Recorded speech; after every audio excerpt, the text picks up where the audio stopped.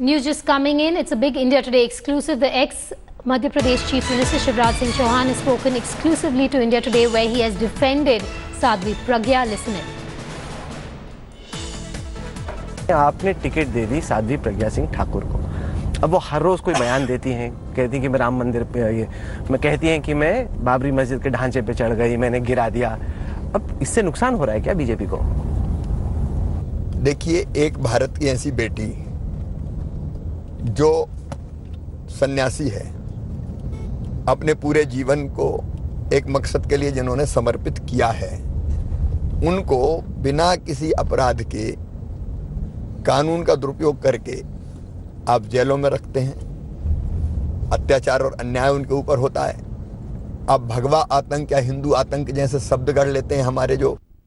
There has been no end to controversy since BJP gave that ticket to Sadhvi Pragya to contest the poll from Bhopal. After Netha Pragya Thakur sparked a fresh row by describing the demolition of the Babri Masjid as a proud moment, the Election Commission has issued a notice against her. Remember, in an interview to India Today, she expressed no regret over the structure that was destroyed. She further added that she was committed to building the Ram temple in Ayodhya. Her statement on Babri Masjid demolition comes 3 days after she insulted 2611 martyr Hemant Karkare by claiming that she had cursed him for abusing and torturing her while she was in jail and that he died because of his karma.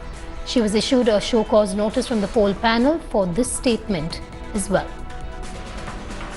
जब बाबरी की बात आती है, ढांचा गिराने की बात आती है, आप भी शामिल थे। आप कह रहे हैं कि आपको उसका कोई अफसोस है इस बात का? जरा सा चीज का ढांचा जो गिरा उसका ढांचा गिराने का अफसोस क्यों होगा? ढांचा गिराने का तो हम गर्व करते हैं, बिल्कुल। कोई इसका हमारे प्रभु राम जी के मंदिर पे अपशिष्ट पदार्थ थे, हमने उनको हटा दिए।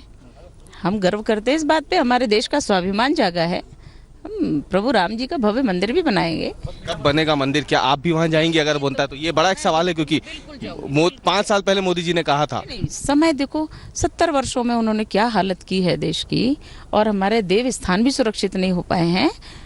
हिंदुओं ने इकट्ठे होकर के, एकत्रित होकर के स्वाभिमान को फिर से जागृत किया है, ढांचा तोड़ करके।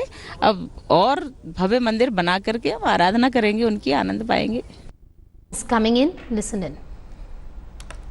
ये इंतहाई अफसोसनाक बयान है और इसकी निंदा होना चाहिए, क्योंकि भारत में जिस तरीके से मस्जिद को गिराया गया ये अफसोसनाक है और इलेक्शन कमिश्नर को संज्ञान लेना चाहिए। दूसरी बात यह कि जब से इनको बीजेपी ने अपना कैंडिडेट बनाया है तब से इनके विवादित बयान आ रहे हैं। अभी 3 दिन पहले पार्टी ज्वाइन की है और उसके बाद से इनका बयान कभी हमारे मुल्क के शहीदों को देशद्रोही बता रही हैं। बड़े अफसोस की बात है। Thanks for watching the video. For more such news and updates, please like, share and subscribe to India Today. Also check out our other great videos from our channel. We know you will love to.